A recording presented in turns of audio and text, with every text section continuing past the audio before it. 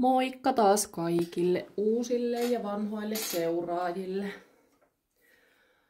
Nyt on vähän vierähtänyt aikaa tuosta edellisestä kerrasta, kun on vähän flunssa vaivannut ja ollut työkiireitä. Ja nyt on vuorostaan vähän allergiaa, että jos vieläkin kuuluu vähän niiskutusta, niin johtuu siitä. Mutta pidemmittä puheitta, niin lähdetään taas katsomaan, että ketä sieltä tulee. Olen tosiaan maadottunut ja suojannut tämän viestin välityshetken.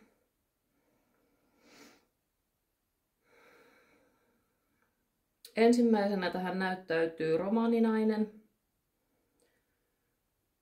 Hän on tosi nuoren ja nätin näköinen. Mutta näyttää kuitenkin, että on ollut menehtyessään suht iäkäs. Hän haluaa heti muistuttaa elämän kauneudesta. Näytetään sanat villi ja vapaa. Hän on ollut melko räiskyvä persoona, että ei ole paljon välittänyt mitä muut on sanonut. Tosi iloinen ja positiivinen. Semmoinen elämähaluinen.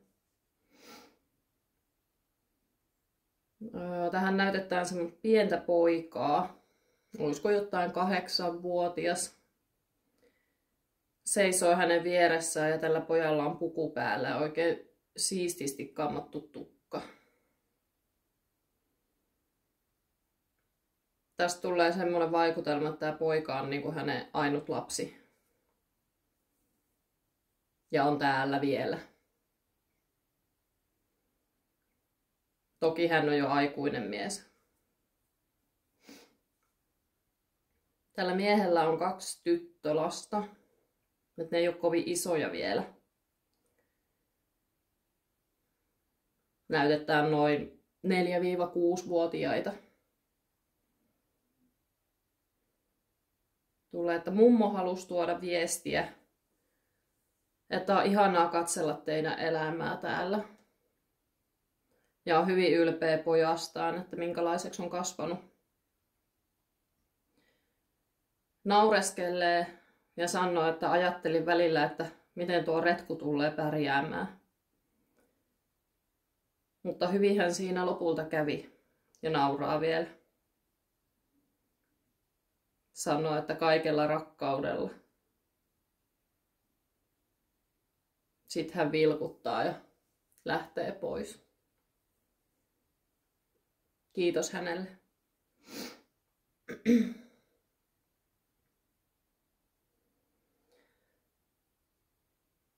Tässä rupesi soimaan päässä kappale, vanha kappale, semmoinen Hall of Fame.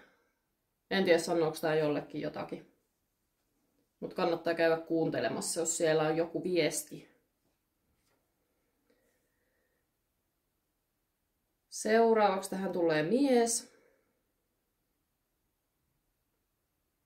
Olisiko 40.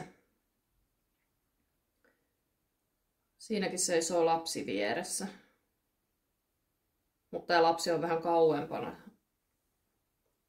Hän on vielä niin kuin täällä.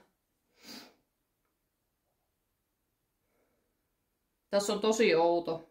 Vähän semmoinen ahistava energia vatsan seudulla. Tästä tulee semmoinen olo, että tämä mies ei ole ollut kovin mukava täällä eläessään.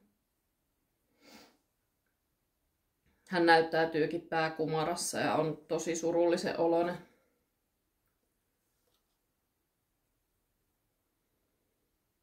Hän on ollut väkivaltainen.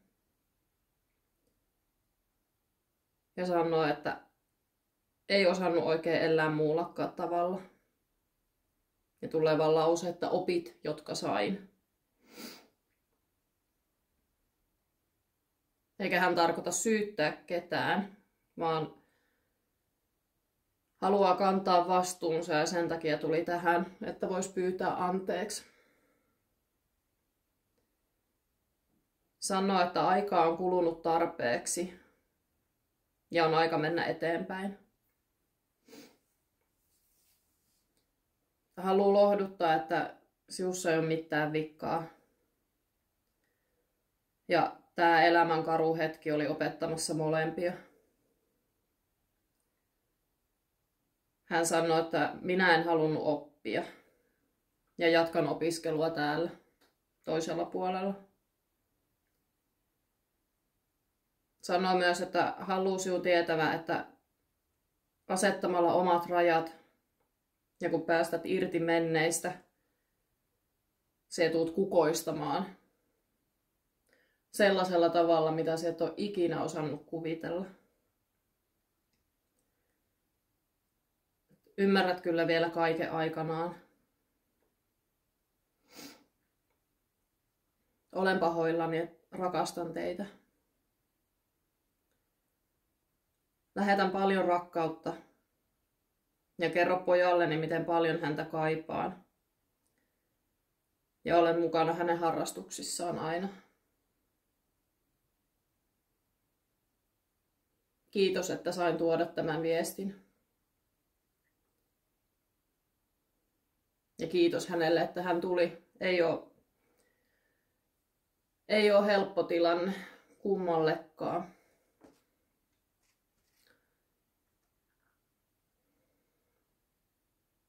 Nyt tuntuu siltä, että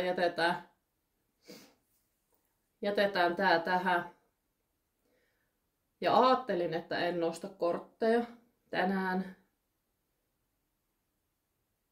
Mutta nyt tuli ohjausta, että täytyy ottaa tuolta viestejä valon auttajilta pakasta.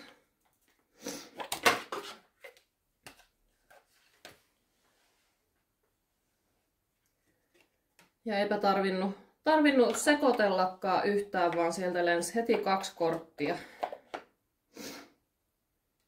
2 korttia lattialle ja toinen on valoisa tulevaisuus.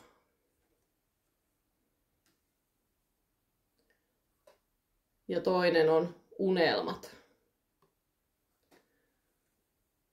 Me luen nämä korttien tekstit vielä, mutta tuli jotenkin sopivasti tuohon viimeiseen viestiin, että tässä on varmasti monelle viestiä. Eli valoisa tulevaisuus. Ei hätää, vaikein aika on nyt takanapäin. Olet kokenut paljon vastoinkäymisiä ja hankalia tilanteita viime aikoina. Haluan kertoa, että kaikki nämä tapahtumat ja tilanteet olivat välttämättömiä tapahtuvaksi, että pääsisit eteenpäin. Tulevaisuutesi näyttää nyt paljon valoisammalta. Tulee aika, jolloin elämässäsi alkaa tapahtua positiivisia asioita oikein toden teolla, joten pidäthän hatustasi kiinni. Ajan myötä jotkut ihmiset saattavat tuntea olonsa jollain tapaa uhatuksi vierelläsi, koska kateellisuus meinaa ottaa heistä vallan, mutta älä anna tämän jarruttaa menoasi. Tämä on sinun elämäsi, ja kun kuljet sitä siihen suuntaan ja sillä vauhdilla, mitä sydämesi kertoo, loppuviimein sinusta huokuu rohkeuden ja varmuuden energiaa myös kanssaihmisille. Näin sinä omalla positiivisella, itsevarmalla ja vapaalla toiminnallasi innoitat myös muita. Mitä on itsekin noita tulkintoja kuunnellut ja muutenkin vähän tätä kollektiivienergiaa, niin tätä on nyt tosi paljon ilmassa. Et nyt on vihdoin se pitkä talvi ja